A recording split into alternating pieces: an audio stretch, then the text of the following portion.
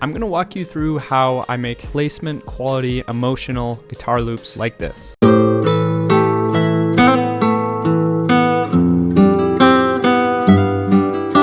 I'm going to be giving you tips and tricks to speed up your own workflow. Now, I record guitar parts in Ableton, but the concepts apply to any DAW. Likewise, I'm recording real guitar, but the concepts apply to MIDI as well. If you look at my Ableton session, you can see that I actually already have the file named and saved. I do this before I write any guitar parts, and you may think this is a dumb idea, but bear with me here. When you pre-commit what parameters your loop should have, you make more room for your mind to only have to focus on the melody. I also recommend you pick out a chord progression before you write anything. For this loop, I'm going to be using the progression 1, flat 6, flat 7. This is one of the most popular chord progressions in popular music. Most people, myself included, cannot come up with strong melodies without having chords to reference. I always lay down a basic rhythm part first and build upon it. We are going to delete this track later, so don't worry about it being good quality.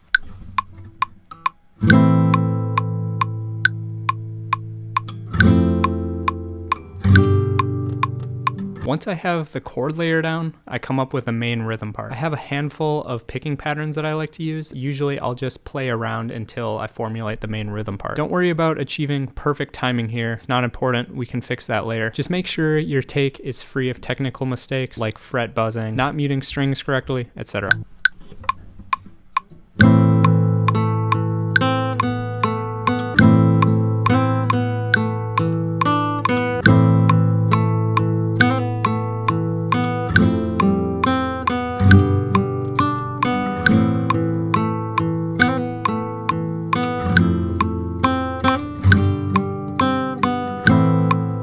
Now that we have the main rhythm part down, we can go right ahead and delete the first part that we recorded.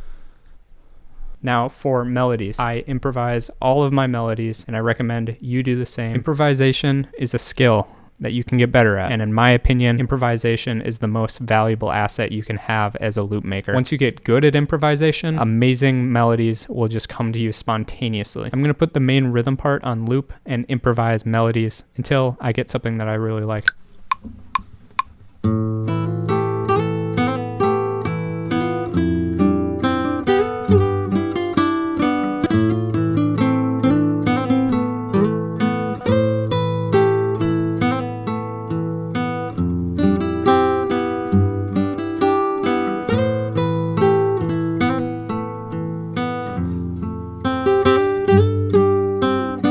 So you can see there, I was just messing around with things until something caught my ear. And then I formulated that idea into a full melody. So now we have the main rhythm part and we have the melody. 99% of my loops have 3 to 4 layers. A good rule of thumb is to strive for 1 main rhythm part, 1 melody, and 1 counter melody. I find this to be the perfect balance of variation without being too repetitive. So once again, I'm just going to improvise ideas until I find a counter melody.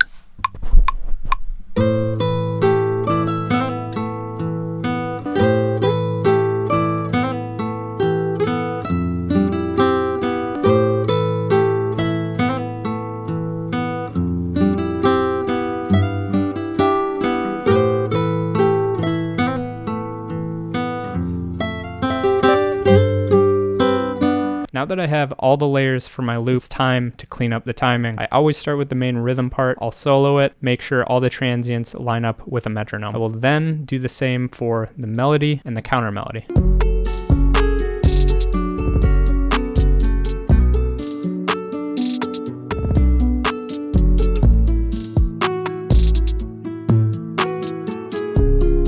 Once all the layers are lined up on the grid, I will test them out with a basic 2-step hi-hat and clap pattern. Your loop should always sound great over a basic drum pattern.